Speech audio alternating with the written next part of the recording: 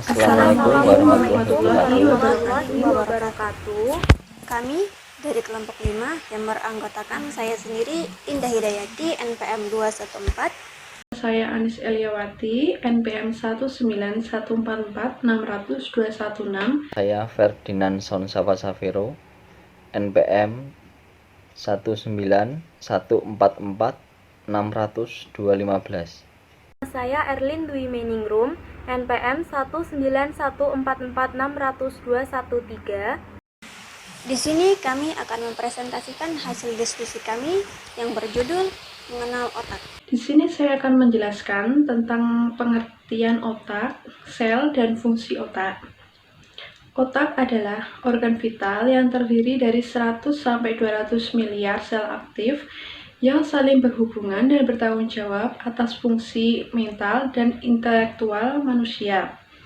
Secara garis besar, otak dibagi menjadi 3 bagian utama, yaitu otak besar, otak kecil, dan batang otak. Ruang antar bagian otak dibatasi oleh cairan otak, sementara bagian luarnya terdiri oleh 3 lapis selaput otak dan tulang tengkorak. Kemudian adalah sel otak. Sel otak terdiri dari 2 tipe sel, yaitu neuron dan sel pendukung. Yang pertama adalah neuron. Neuron merupakan struktur dasar dan unit fungsional pada sistem saraf. Respon dilakukan oleh neuron adalah menanggapi rangsangan sensori, pendengaran, ingatan, dan mengontrol otot serta kelenjar.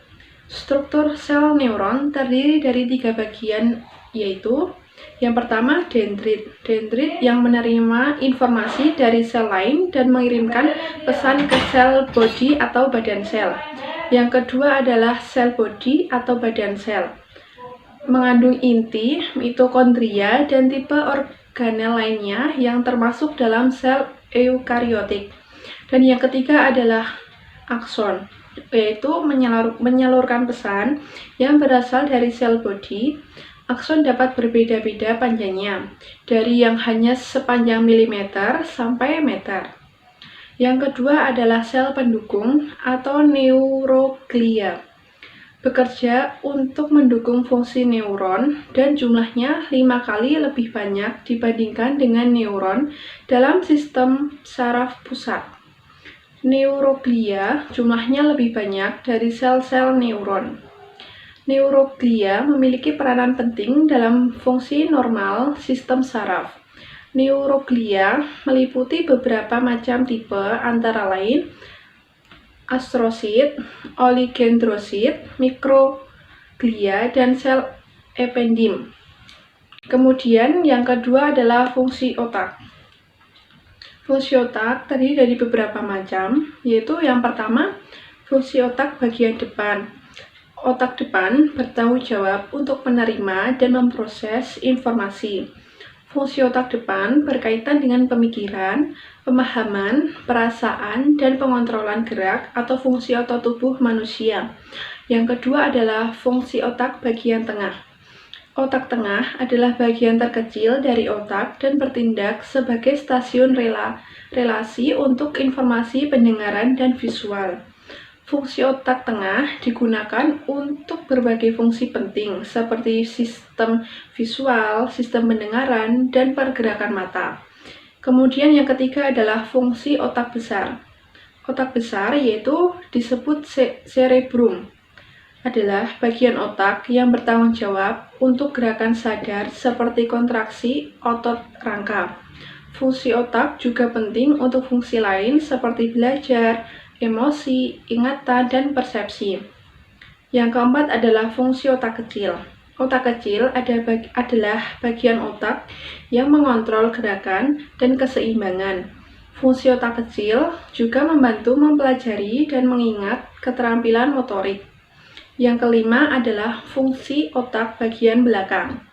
Otak bagian belakang merupakan bagian otak yang mengontrol sistem pernafasan.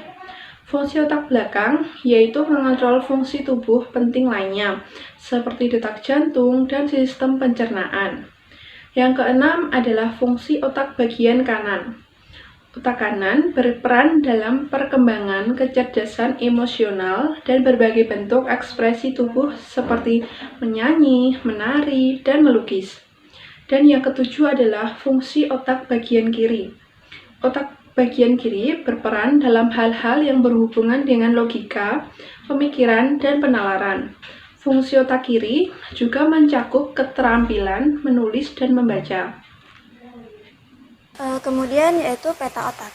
Pemetaan otak adalah sekumpulan teknik neuroscience yang didasarkan pada pemetaan jumlah atau sifat biologis ke dalam gambaran spesial otak manusia ataupun bukan yang dihasilkan dalam peta.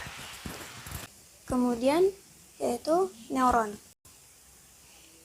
Sel saraf atau neuron merupakan satuan kerja utama dari sistem saraf yang berfungsi untuk menghantarkan impuls listrik yang terbentuk akibat adanya suatu stimulus atau rangsangan. Jutaan sel saraf ini membentuk suatu sistem saraf. Berdasarkan fungsinya, sel saraf dibagi menjadi 3, yaitu yang pertama ada sel saraf sensorik, yang kedua sel saraf motorik, dan yang ketiga yaitu sel saraf penghubung. Kemudian yaitu dendrit. Dendrit dari bahasa Yunani adalah dendron atau pohon, adalah cabang dari neuron. Sel-sel saraf di otak disebut neuron. Setiap neuron terdiri dari satu badan sel yang di dalamnya terdapat sitoplasma dan inti sel. Dari badan sel keluar dua macam serabut saraf, yaitu dendrit dan akson atau neurit. Dendrit berfungsi untuk mengirimkan impuls ke dalam sel saraf, sedangkan akson berfungsi untuk mengirimkan impuls dari badan sel ke sel saraf yang lain atau jaringan lain. Kemudian yaitu sel glial.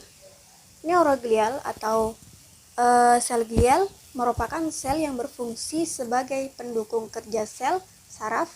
Sel glial ini membantu sel saraf agar bisa menjalankan fungsinya dengan baik. Kemudian yaitu fungsi sel glial atau neuroglial. Di antaranya yaitu yang pertama adalah menyediakan nutrisi bagi sel saraf atau neuron. Yang kedua, mempertahankan keseimbangan tubuh. Yang ketiga, membentuk selumbung myelin sel saraf. Yang keempat, berpartisipasi dalam transmisi sinyal sistem saraf. Kemudian, struktur dan jenis sel glial atau neuroglial. Secara umum, ada 4 jenis neuroglial dalam tubuh. Di antaranya yaitu yang pertama, sel glial yang mendominasi sistem saraf pusat atau otak dan sumsum tulang belakang. Yang kedua, sel ependim. Yang ketiga, sel glial yang mendominasi sistem saraf tepi.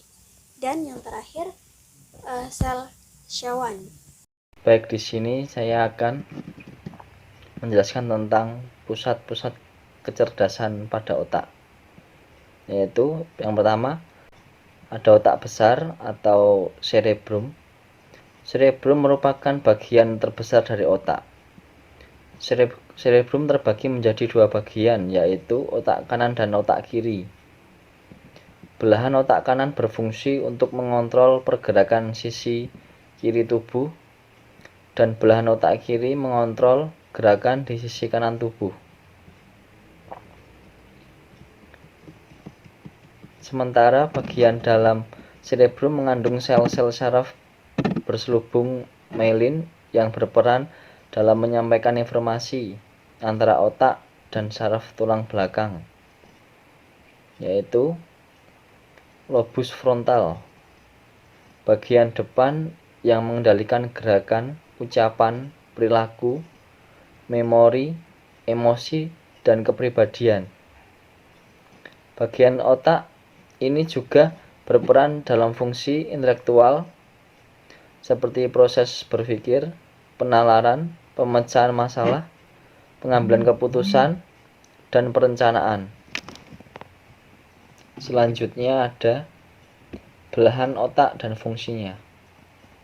Cerebrum terbagi menjadi 2 bagian, yaitu otak kanan dan otak kiri. Belahan otak kanan berfungsi mengontrol pergerakan sisi kiri tubuh, dan belahan otak kiri mengontrol gerakan sisi kanan tubuh. Yang pertama, otak kanan.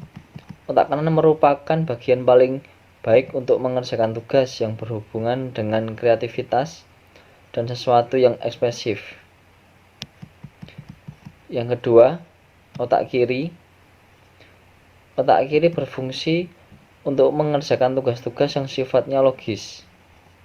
Bagian otak ini dinilai lebih mampu mengerjakan sesuatu hal yang berhubungan dengan bahasa, logika, pemikiran kritis, angka-angka, dan analisis. Saya di sini akan menjelaskan mengenai proses penyimpanan informasi oleh otak dan juga kebutuhan nutrisi otak. Yang pertama yaitu proses penyimpanan informasi oleh otak. Struktur ingatan dapat dibedakan menjadi 3 sistem, yaitu sistem ingatan sensori atau sensory memory. Yang kedua, sistem ingatan jangka pendek atau short term memory atau dapat disingkat STM. Dan yang ketiga yaitu sistem ingatan jangka panjang atau long term memory yang disingkat LTM. Memori sensori mencatat informasi atau stimuli yang masuk melalui salah satu atau kombinasi dari panca indera, yaitu secara visual melalui mata, pendengaran melalui telinga, bau melalui hidung, rasa melalui lidah, dan rabaan melalui kulit. Bila informasi atau stimuli tersebut tidak diperhatikan akan langsung terlupakan. Namun, bila diperhatikan maka informasi tersebut ditransfer ke sistem ingatan jangka pendek. Sistem ingatan jangka pendek menyimpan informasi atau stimuli selama 30 detik dan hanya sekitar 7 bongkahan informasi yang dapat disimpan dan dipelihara di sistem memori jangka pendek dalam suatu saat. Setelah berada di sistem memori jangka pendek, informasi tersebut dapat ditransfer lagi dengan proses pengulangan ke sistem ingatan jangka panjang untuk disimpan, atau dapat juga informasi tersebut hilang atau terlupakan. Yang selanjutnya yaitu kebutuhan dan nutrisi untuk otak. Makanan laut merupakan jenis makanan yang baik bagi otak. Selain itu, terdapat juga makanan lain yang memiliki kandungan-kandungan yang sangat baik untuk pertumbuhan otak. Contohnya, yang pertama ada AA dan DHA yang berfungsi untuk pertumbuhan sistem syaraf dan penglihatan. Kemudian ada asam lemak omega 3, 6, dan 9. Omega 3 dapat diperoleh dari kacang walnut, omega 6 contohnya seperti minyak jagung, dan omega 9 yang terdapat dalam lemak hewan seperti minyak zaitun.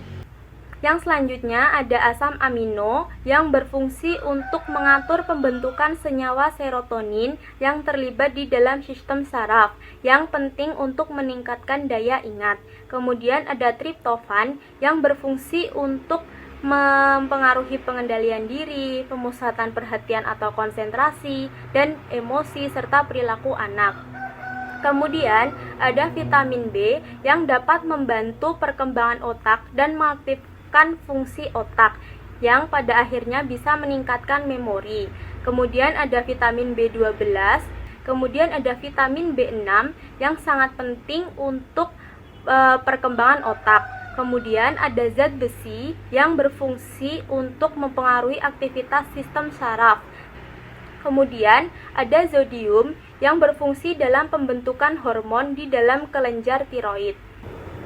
Yang selanjutnya ada seng yang berfungsi untuk pembelahan dan kemampuan membran sel-sel otak. Kemudian ada vitamin E, kemudian ada SA atau sialic acid yang dibutuhkan untuk membangun gangliosida membran sel otak atau syaraf.